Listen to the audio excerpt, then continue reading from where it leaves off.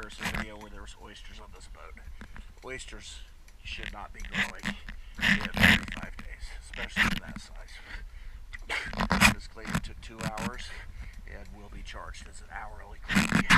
Moving forward, on a regular service schedule, we can clean this for a maintenance price. But you saw the amount of fouling down there. That was not a maintenance cleaning. It was a heavy duty. Now let's take a look at the whole boat.